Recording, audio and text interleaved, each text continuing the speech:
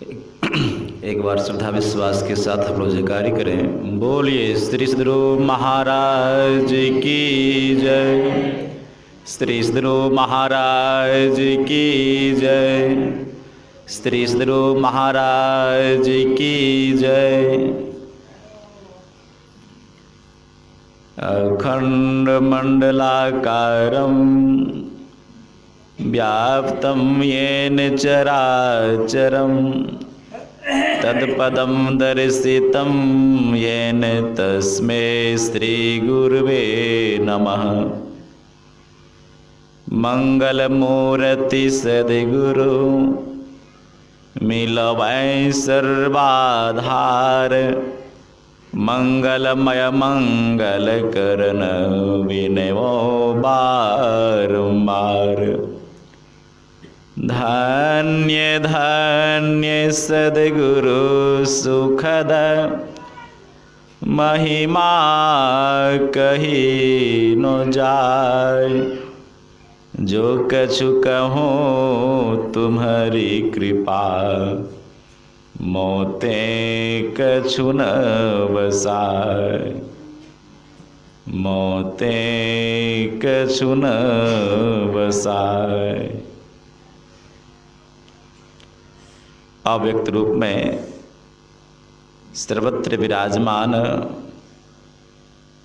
परम प्रभु परमात्मा के स्वरूप परमाराध्य संत सद्गुरु महाराज के श्री चरणों में कोटि कोटि नमन।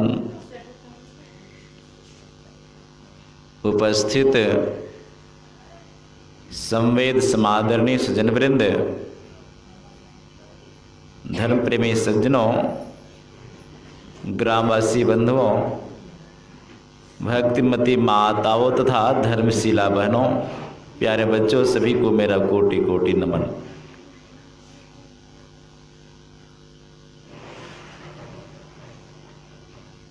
अभी हम लोगों ने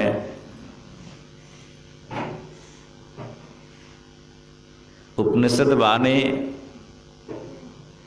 संत वाणी और गुरुवाणी को श्रवण कर रहे थे।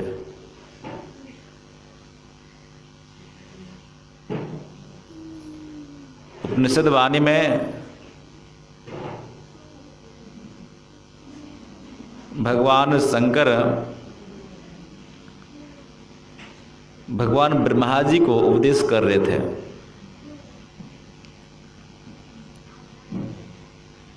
शरीर त्याग करने के बाद जीव की क्या अवस्था होती है और जन्म का क्या कारण होता है।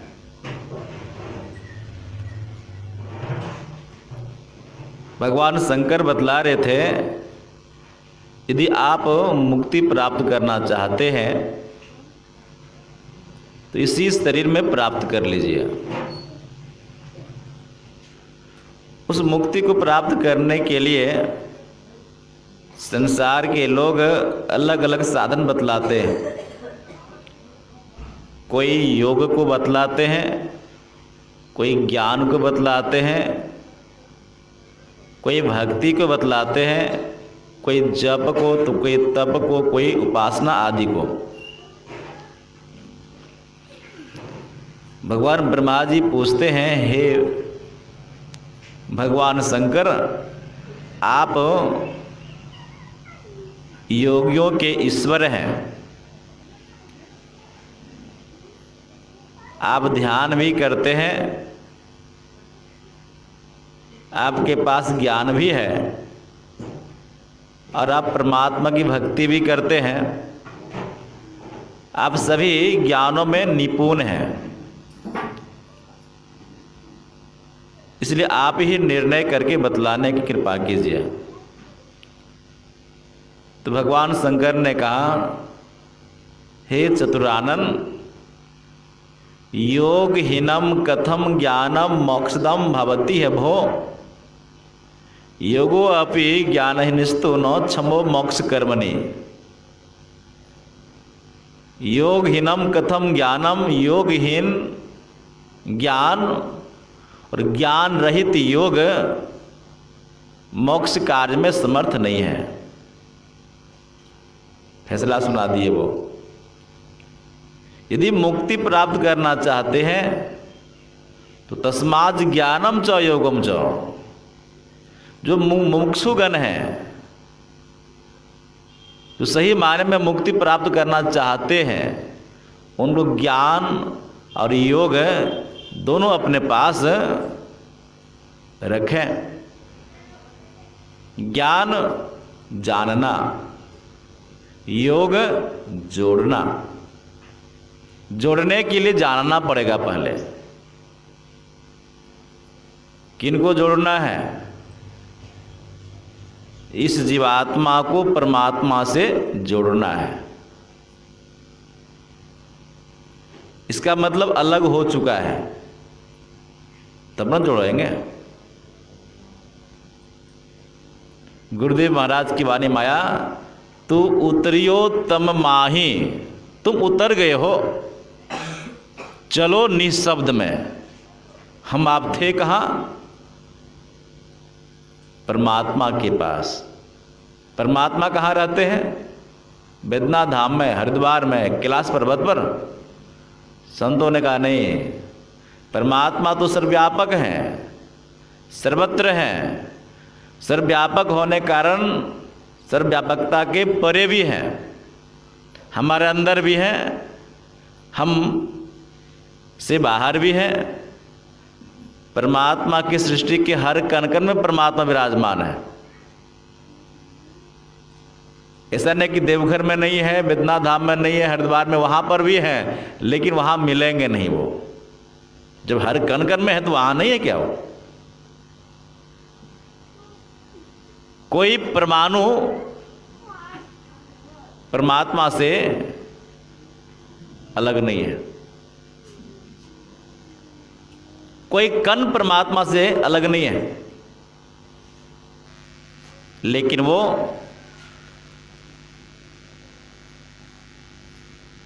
वहां मिलेंगे नहीं। कहाँ मिलेंगे? तो कहा कि यही तो जानना है। मुक्ति प्राप्त करना चाहते हैं, आप थे परमात्मा के साथ, निःशब्द में थे, और निःशब्द से आप उतर गए हैं कहाँ? तम माही, तम अंधकार। अंधकार के बीच में, माही मतलब बीच में, किनारे में नहीं है। हमारी नैया बिल्कुल मध्य धार में है। तो अंधकार से फिर हम अपने आप को अलग कर निःशब्द परमात्मा के पास जहाँ थे वहाँ पर जाना होगा। इसी के लिए योग करने की आवश्यकता है। इसी को करने के लिए पहले ज्ञान चाहिए। इसलिए पहले जानो को अहम, मैं कौन हूँ, यह जानना सबसे महत्वपूर्ण बात है। हम आप संसार के ज्ञान को जानने का प्रयास करते हैं, लेकिन अपने आप को आज तक नहीं जान पाए, यही आश्चर्य है।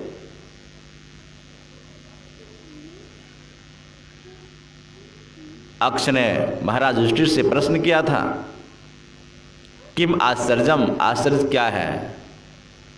वो बतलाने की कृपा किए थे। सभी लोग संसार के मर मर के जम के घर को भरते जा रहे हैं। जो बचे वे कम लोग हैं, मतलब जो वर्तमान में जितने लोग हैं, जनसंख्या, इससे कितने कितने अरबों गुना मर मर के संसार से चले गए।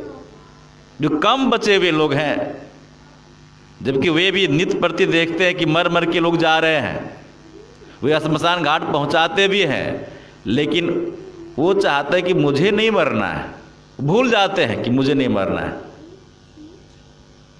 इससे बढ़कर और क्या आश्चर्य हो सकता है? लेकिन मेरे अनुसार से ये कोई बड़ी आश्चर्य नहीं है। आश्चर्य तो यही है कि हम संसार के ज्ञान को प्राप्त करना चाहते हैं, लेकिन अपने आप को नहीं प्राप्त कर पाए, अपने आप को नहीं जान पाए, अपने आप को जानने का ज्ञान प्राप्त नहीं कर पाए। यही तो बड़ा आश्चर्य है। संसार के सभी प्रकार के विषयों के ज्ञान को हम आप प्राप्त करते हैं स्कूल कॉलेज यूनिवर्सिटी में जाकर, लेकिन अपने आप को आज तक प्राप्त करने के लिए कहीं नहीं गए। इससे बढ़कर और कोई आश्चर्य नहीं हो सकता है। तो अपने आप को जानने के लिए ये हमारी इंद्रियां सामर्थ्य नहीं है, ये हमारी आंखें समर्थ नहीं है। 5 कर्मेंद्रियां, 5 ज्ञानेंद्रियां, 4 अंतःकरण की इंद्रियां। इसलिए केनोपनिषद के ऋषि कह रहे थे, जो मन से मनन नहीं किया जाता, बल्कि मन जिससे मनन किया हुआ कहा जाता है, जिस देश काला विच्छिन्न वस्तु की लोग उपासना करता है, उसे तू ब्रह्म नहीं जान। वो ब्रह्म नहीं है, वो आप नहीं है। देश काला विच्छिन्न वस्तु की लोग उपासना करता है। संसार के लोग जिसकी उपासना करते हैं, किनकी उपासना करते हैं? देश के अंदर रहने वाले, काल के अंदर रहने वाले। भगवान मर्यादा पुरुषोत्तम राम किसी काल में आए थे, भगवान श्री कृष्ण किसी काल विशेष में आए थे, भगवान बामन किसी काल विशेष में आए थे, किसी शरीर के अंदर आए थे, किसी स्थान में आए थे। ये क्या हुआ? देश काला विच्छिन्न। जो देश के अंदर आ जाए, जो काल के अंदर आ जाए, जो एक सीमा के अंदर आ जाए, जो एक चारदीवारी के अंदर आ जाए, जो एक शरीर के अंदर आ जाए। हमारे ऋषि कहते हैं, संसार के लोग जिसकी उपासना करते हैं, देश काल विच्छिन्न वस्तु के लोग, वह ब्रह्म नहीं है। स्पष्ट सिद्धांत बतलाते हैं। पहले सिद्धांत जानना पड़ता है। जिस प्रकार से विज्ञान आप पढ़ना चाहते हैं, विज्ञान पढ़ने वाले को पहले सिद्धांत जानना पड़ता है। जब तक थ्योरी नहीं जानेंगे तब तक वो प्रयोग नहीं कर सकते, प्रैक्टिकल नहीं कर सकते हैं। उसी प्रकार से अध्यात्म के क्षेत्र में पहले आपको सिद्धांत जानना पड़ेगा कि ब्रह्म है क्या। तो हमारे ऋषि महात्मा बतलाते हैं कि जिस देश काला विच्छिन्न लोक की उपासना करता है, वह ब्रह्म कभी नहीं हो सकता है। कबीर साहब ने भी इसका समर्थन किया। संपुट माही समाया सो साहब नाही, सकल मांड में रम रहा साहिब कहिए सोई। जो हर कण कण में जो रमन करने वाला है, वह साहिब है। किसी एक जगह आ जाए वो साहिब नहीं हो सकता है। परमाणु सर्वशक्तिमान होता है, जो हर कण कण में है, व्यापक। एक कण में व्यापक रहे और दूसरे कण में नहीं रहे, वो परमात्मा नहीं हो सकता है। बढ़ाते बड़ा, छोड़ते छोटा, मैं ही ते लेखा, सबके मध्य निरंतर साई, दृष्टि दृष्टि सो देखा। चाम चश्म सो नजर न आवे, खोजू रूह की नैना। आत्मिक दृष्टि से उनको हम प्राप्त कर सकते हैं, इन चमड़े की दृष्टि से हम प्राप्त नहीं कर सकते हैं। इसलिए ये हमारी 14 इंद्रियां समर्थ नहीं है, इनके पास वह शक्ति नहीं है। जब हमारी आंख के पास वह शक्ति नहीं है जो कि सुन सके। आंखें क्या काम करती हैं? देखने का काम करती हैं, वो सुन नहीं सकती है। जबकि दोनों बिल्कुल 2-3 इंच के आसपास है। 1 इंच के पास तो कान हमारी है, नहीं कान, तो क्या कान या नाक से हम गंध या सुन सकते हैं? कान से हम सुनने का काम करते हैं, उससे गंध ग्रहण नहीं कर सकते हैं। उसी प्रकार से नाक से हम गंध ग्रहण करने का काम कर सकते हैं, उसे देख नहीं सकते हैं। जबकि मेरे ही शरीर में सब ये है, आसपास ही है। हम मुख से हम बोल ही सकते हैं, उसे देख नहीं सकते हैं। आँख से हम देख सकते हैं, उसे बोल नहीं सकते हैं। जब मेरे ही शरीर के अंदर में ये है, जब एक का काम दूसरा नहीं कर सकता है, फिर इन इंद्रियों का काम तो विषयों को ग्रहण करने का है। ये परमात्मा को कैसे जान सकता है? परमात्मा को जानने की शक्ति तो आत्मा के पास है, वो उनका विषय है। जो अपने गुरु महाराज बराबर कहा करते थे, जो अपने तय से जाना जाए वही परमात्मा है। एक वाक्य में इसका उत्तर होगा। जो आप अपने आप से जान सकते हैं वही परमात्मा है। इन इंद्रियों के द्वारा आप नहीं जान सकते, क्योंकि इनका काम तो दूसरा है। इसलिए भगवान शंकर ठोक ठोक कर उपदेश करते हैं कि हे ब्रह्मा जी, पहले इसको आप मुक्ति प्राप्त करना चाहते हैं तो पहले योग और ज्ञान दोनों को अपने पास रखिए। पहले जानिए कि हम आप किन से मिलना चाहते हैं, आप किन से अलग हो गए हैं। हम परमात्मा से अलग हो गए हैं, हम तो थे वहीं, हम दोनों की जाति एक ही है। इस संसार में जो वर्ण व्यवस्था है, वेद में इसका नाम कहीं नहीं है। ये बहुत पीछे चलकर ब्राह्मणवादियों का यह विचार हुआ, कर्म के आधार पर जाति निर्धारण हुआ। हमारी जाति कुछ नहीं है, हम जो थे वही परमात्मा, जो परमात्मा की जाति वही हमारी जाति है। गुरुदेव ने कहा जीवात्म प्रभु का अंश है, जैसे अंश नभ को देखिए, घट मठ प्रपंचन जब मिटे नहीं, अंश कहना चाहिए।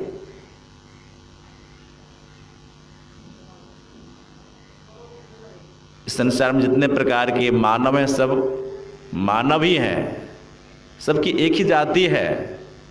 मानव एक जातिवाचक शब्द है, नहीं, पशु एक जातिवाचक शब्द है। लेकिन हम आप नाना प्रकार के मानवों में नाना प्रकार के जाति विच्छेद करते हैं। ये समाज को तोड़ने का काम है, ये ज्ञान नहीं है। जाति हमारी जीवात्मा परमात्मा की एक ही जाति है। इसलिए गुरुदेव ने कहा तुम वहां से हट गए हो, काल ही कर्म स्वभाव गुण घेरा।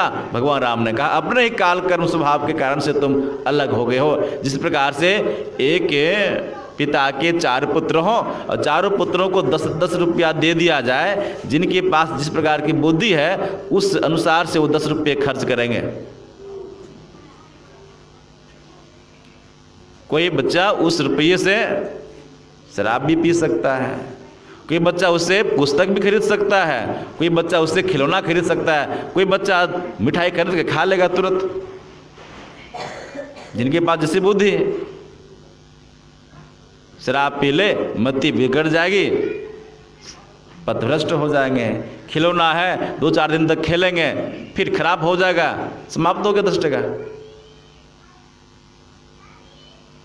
कोई मिठाई खरीद के खा लिया, कुछ घंटों के बाद पचकर मिष्टा बन जाएंगे। जिस विद्यार्थी ने एक पुस्तक खरीद ली, उस पुस्तक के ज्ञान को यदि वो आत्मसात कर लेंगे, वो महान बन जाएंगे।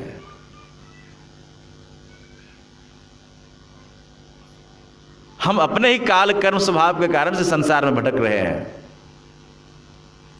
इसलिए अपने आप को जानने के लिए ज्ञान चाहिए।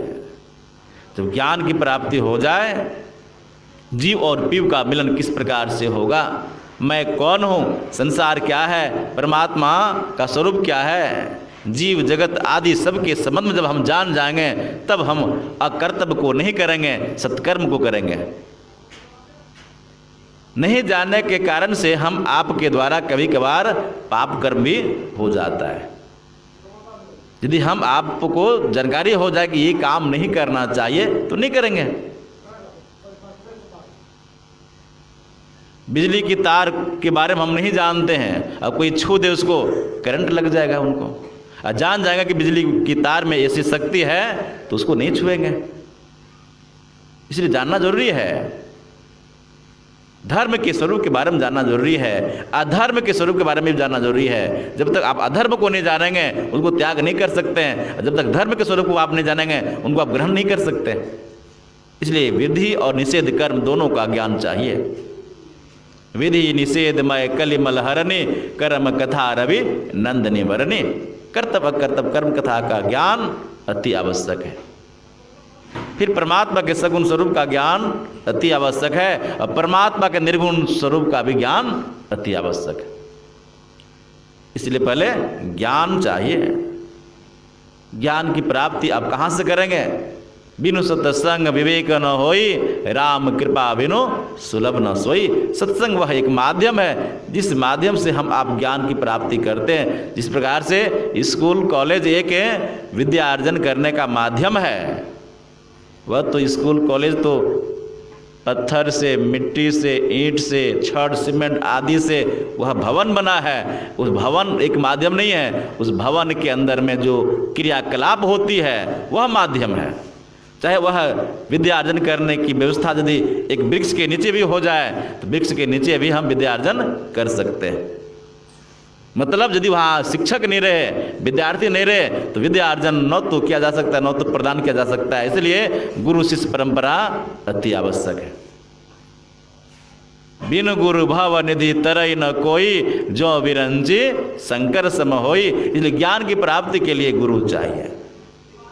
ऐसे ज्ञान जो अपने आत्मसात कर लेते हैं वे ही गुरु कहलाते हैं। इसलिए गुरु नाम है ज्ञान का, शिष्य सीख ले सो, ज्ञान मर्याद जाने बिना गुरु और शिष्य न कोई। जब गुरु के पास हम आप जाएंगे, आत्मसमर्पण करेंगे, फिर उनके पास जो ज्ञान है उस ज्ञान को प्राप्त करेंगे। ज्ञान किनका बतलाएंगे? वो तो परमात्मा के संबंध जोड़ने का ज्ञान बताएंगे। वो बिन गुरु ध्यान नाही, बिन गुरु ध्यान, बिन गुरु ज्ञान नहीं या बिन गुरु ध्यान नहीं। गुरु के बिना ज्ञान भी नहीं है, गुरु के बिना ध्यान भी नहीं। इसलिए कहा भगवान शंकर, तस्मात् ज्ञानम च योगम च मोक्षोर विरमयसेत। जो मुक्ति प्राप्त करना चाहते हैं उनको चाहिए ज्ञान और ध्यान दोनों अपने पास रखें, तब आप मुक्ति प्राप्त कर सकते हैं। मरने के बाद मुक्ति की आशा छोड़ देनी चाहिए। पूजनीय माता जी के लिए उनके पुत्र लोग जो काम कर रहे हैं श्राद्ध कर्म, क्या उससे माता जी की मुक्ति मिल जाएगी? कोई धर्मशास्त्र में ऐसा वर्णन नहीं है। धर्मशास्त्र में अभी आपने सुना भी, पिंड निपातन या मुक्ति न तुम मान्यते। शरीर त्याग करने के बाद जिस मुक्ति की चर्चा होती है उसकी मान्यता धर्मशास्त्रों में नहीं है। स्पष्ट हमारे यहाँ सनातन धर्म में वेद ही सर्वोपरि है। वेद ही उपनिषद की व्याख्या करता है। नहीं, उपनिषद और वेद दोनों का एक ही उपदेश है। वेद के अंदर जो ऋचाएँ हैं वही ऋचाएँ उपनिषद के अंदर हैं। हमारे वेद में वर्णन है कि शरीर त्याग करने के बाद मुक्ति नहीं मिलती है, इस मुक्ति की मान्यता है नहीं। तब हमारे पंडित जी महाराज आते हैं और मुक्ति की बात करते हैं, यह तो झूठी खेल है। कबीर साहब ने कहा, साधु भाई जीवत ही करो आशा, जीवत समुझे जीवत बूझे, जीवत मुक्ति निवासा। हे साधु भाई का मतलब क्या हुआ? कबीर साहब सिर्फ साधुओं को ही उपदेश करते हैं। दुर्जन निकट आएंगे तब न उनको उपदेश करेंगे। संत महापुरुषों के पास तो दुर्जन आते नहीं है। क्या इस गांव में इतने सारे लोग हैं? पहचान हो जाती सत्संग में। जो सज्जन होंगे वे ही संत के पास आएंगे, जो दुर्जन होंगे वो संत के पास नहीं, वो तो संत की निंदा करेंगे। वो जो खल होते हैं, दुष्ट लोग होते हैं, अशिष्ट लोग होते हैं, वे तो संत महापुरुषों की निंदा करते हैं। तो जो संत के पास आएंगे वे सज्जन होते हैं, वे ही साधु होते हैं। इसलिए सज्जनों को उपदेश करते हैं, हे साधु भाई, मतलब जो अपने आप को साधने का प्रयास कर रहा है, जो भक्ति के पथ पर चलने का प्रयास कर रहे हैं। साधु भाई जीवत ही करो आशा, जीते जी आशा करो। जीवत समुझे जीवत बूझे, इस जीवन में ही जो समझना है समझ लीजिए, जो बुझना है बुझ लीजिए। समझने बुझने की बात क्या है? यही ज्ञान और योग के बारे में, ज्ञान योग युक्त ईश्वर भक्ति के बारे में ही समझना है और बुझना है, वही सुनना है।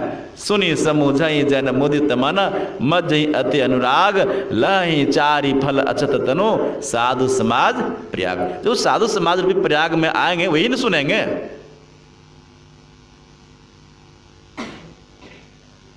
जीवत समुझे जीवत बूझे, जीवत मुक्ति निवासा। जीते जी समझना भी है, जीते जी बूझना भी है, और जीते जी करके मुक्ति में वास भी करना है। मरने के बाद मुक्ति नहीं।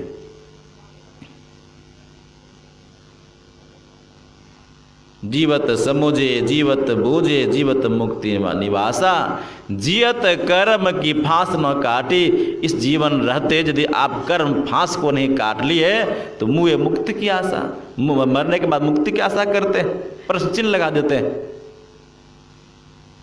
जब हम आप संसार के काम मरने के बाद नहीं कर सकते हैं तो ये सबसे महत्वपूर्ण कार्य है मुक्ति, यह कैसे होगा? हम मरने के बाद बैंक बैलेंस नहीं कर सकते हैं, मरने के बाद शादी विवाह नहीं कर सकते हैं, मरने के बाद घर नहीं बना सकते हैं, मरने के बाद बाल बच्चे उत्पन्न नहीं कर सकते हैं। जब मरने के बाद ये संसार के काम नहीं हो सकते हैं तो मरने के बाद ये मुक्ति कैसे होगी? हो सकती है? कदापि नहीं हो सकती है। इसलिए संत महात्मा लोग कहते हैं, सदगुरु कबीर साहब स्पष्ट भक्कड़ संत थे, वो डंके की चोट पर कहते हैं कि मरने के बाद मुक्ति कभी नहीं होगी, चाहे ब्राह्मण लोग कुछ भी कह लें। संसार के लोग कहते हैं तन छूटे जीव मिलन कहते हैं। अभी क्रियाकर्म श्राद्ध क्रिया होगा ना, अभी देखेंगे पंडित जी आएंगे और सब बाबू को बांध देंगे, लाओ इतना दक्षिणा, तब तो खोलेंगे बंधन, नहीं तो फिर बंधे रहो। बचिया दान करो तब माता जी को मुक्ति मिलेगी, तब भवसागर माता जी पार करेगी। मचिया दान करो, खटिया दान करो, पलंग दान करो। माता जी भर जीवन खाट पर सो रहे थे और आज अशोक बाबू से पलंग दान करवाएंगे, माता जी को मिल जाएगा। तो कहते तन छूटे जीव मिलन कहते हैं। शरीर छूटने के बाद जीव कहते हैं मिल रहा है, अब ये काम करो ना, मिल रहा है। देखो तुम्हारे सारे पूर्वज लोग आ रहे हैं माता जी को ले जाने के लिए। तन छूटे जीव मिलन कहते हैं, सो सब झूठी आशा। बदलाते हैं कि ये झूठी आशा है। अब हूं मिला सो तब हूं मिलेगा। अब जो मिला है मतलब शरीर त्याग करने के पहले जो मिला है, अब हूं मिला सो तब हूं मिलेगा, नहीं तो जमपुर वासा। यदि यह काम हम आपने नहीं किया, जमपुर जाने से बचने का उपाय दिया हमने नहीं किया है, तो फिर जमपुर जाना ही पड़ेगा। साधु भाई जीवत ही करो आशा, दूर दूर ढूंढे मन लोभी। यह मन बड़ा लोभी है।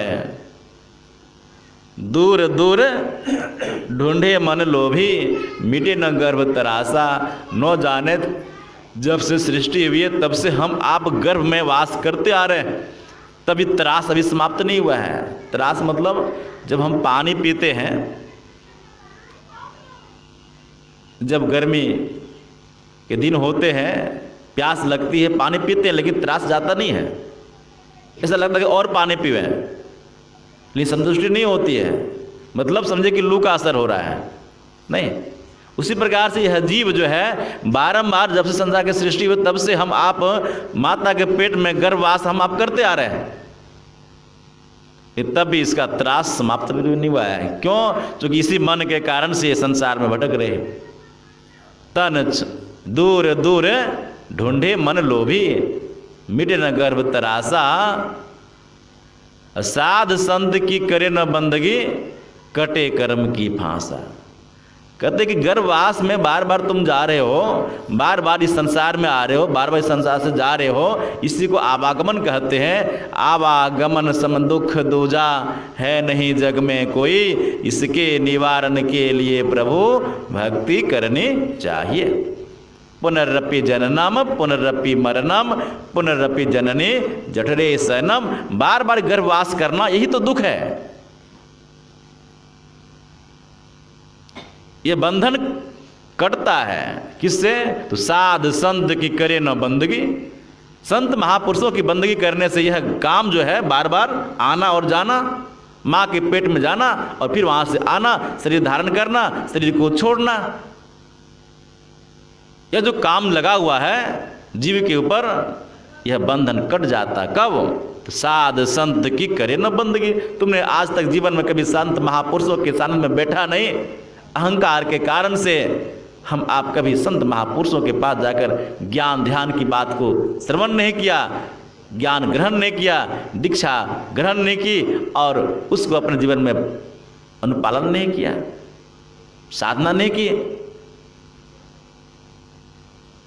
संत महापुरुषों के पास जाने के बाद उस युक्ति को यदि हम अपने जीवन में आत्मसात कर लें, उसको थोड़ा थोड़ा भी यदि हम आप अपने जीवन में करते रहेंगे तो क्या होगा? कर्म बंधन कट जाएगा।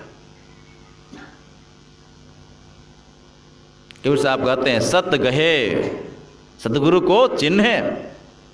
जब संत महापुरुषों के पास जाएंगे आप तो संसार के ज्ञान को नहीं बताएंगे। संसार के ज्ञान को बताने वाले लाखों गुरु हैं जिसकी बहाली सरकार करती है। संसार के ज्ञान प्रदान करने के लिए हमारी सरकार ऐसे ऐसे शिक्षक की बहाली करती है। ऐसी शिक्षा पद्धति बोलो घूस नहीं, झूठ बोलो और घूस लो, ये शिक्षा पद्धति है। प्राय कम या अधिक सभी लोग शिक्षा ग्रहण करते हैं, लेकिन क्या इस भौतिक शिक्षा को ग्रहण करने के बाद झूठ नहीं बोलना चाहिए, चोरी नहीं होनी चाहिए, डकैती नहीं होनी चाहिए, व्यभिचार, अनाचार, दुराचार, जितने सारे पाप कर्म हैं क्या बंद हुआ है?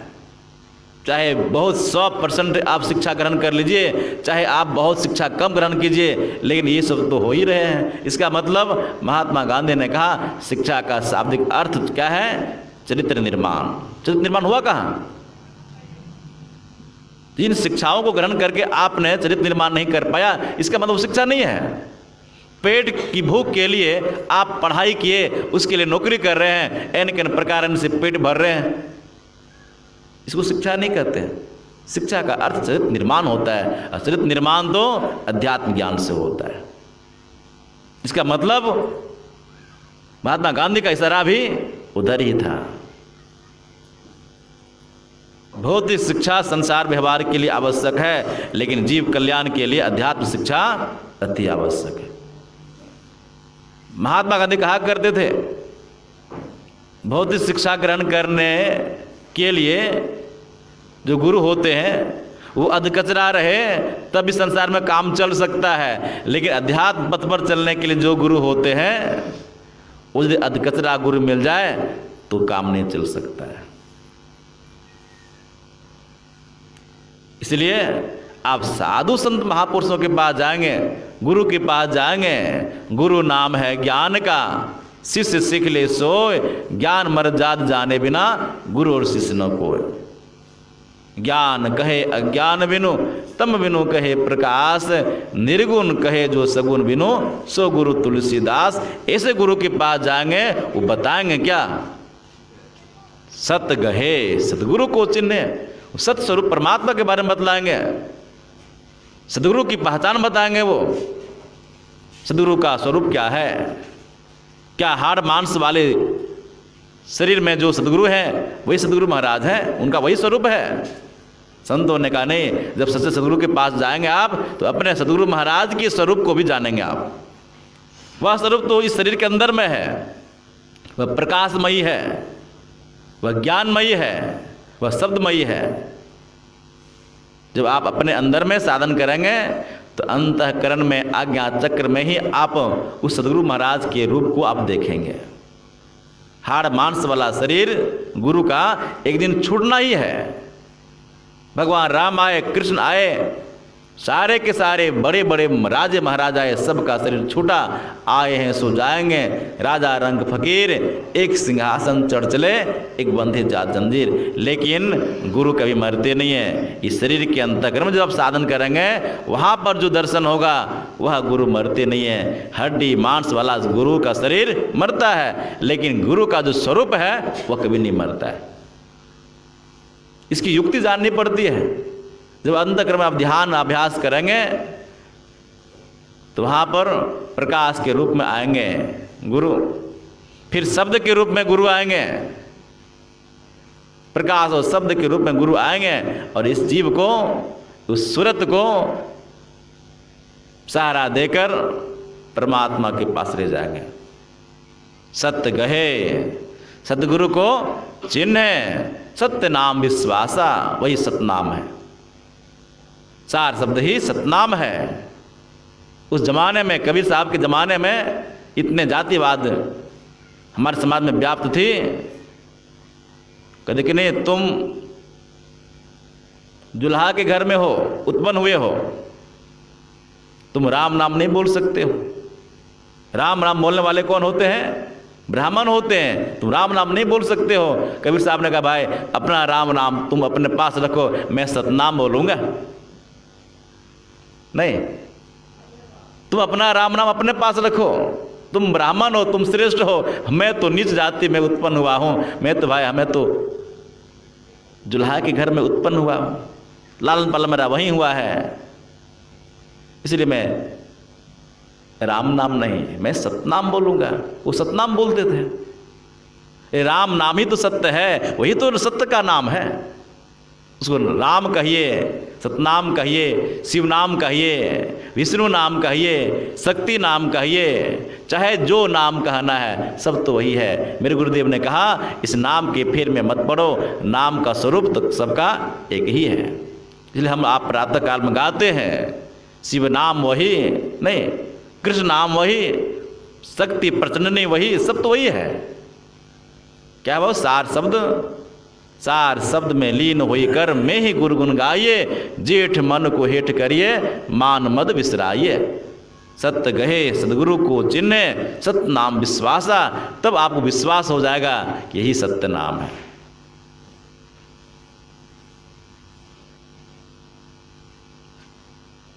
कबीर साहब कहते हैं, तो सतनाम आप पहचान लेंगे, फिर संसार में आपको आने की आवश्यकता नहीं है। कहे कबीर, साधन हितकारी, हम साधन के दासा। यह जो हितकारी वाली बात है, साधना वाली जो बात है, वो हितकारी है। जो इस हितकारी वाली बात को अपने जीवन में धारण करते हैं, कहते ऐसे का मैं दास हूं। कितने सहज महात्मा थे वो, जो ऐसे साधन जो करते हो, ऐसे साधन जो हितकारी वाली बात है, ऐसे हितकारी वाले साधन जो करते हो, मैं उनका दास हूं। कबीर साहब ने एक जगह कहने की कृपा की है, चाहे किसी भी प्रकार से जो नाम भजन करने वाला हो, ऐसे लोगों की जूता यदि बने ना, तो मेरे शरीर के चमड़े की जूता बने। नहीं, ऐसे महात्मा, ऐसे साधक यदि वो जूता पहनने के काम करते हो, तो उनका जूता संसार के जानवर के चमड़े से नहीं, मेरे शरीर के चमड़े से बने। इसलिए गुरुदेव ने भी कहा, सब संतन की बड़ी बलिहारी। ऐसे सभी संत जो परमात्मा के भक्त हैं, मैं उनका दास हूं। तो हम आपको भी चाहिए परमात्मा की भक्ति को तत्व ज्ञान के रूप में, उनके स्वरूप को पहले आप ज्ञान के रूप में जानिए, फिर आप ध्यान के द्वारा जानिए, और जब दोनों को जान जाएंगे, फिर संसार में नहीं आना पड़ेगा। यही काम करने के लिए परमात्मा ने सुंदर शरीर हम आपको प्रदान किए। जितने मनुष्य तनधारी है, प्रभु भक्ति कर सकते सभी, अंतर व बाहर भक्ति कर घटपट हटाना चाहिए। बोलिए श्री सद्गुरु महाराज की जय।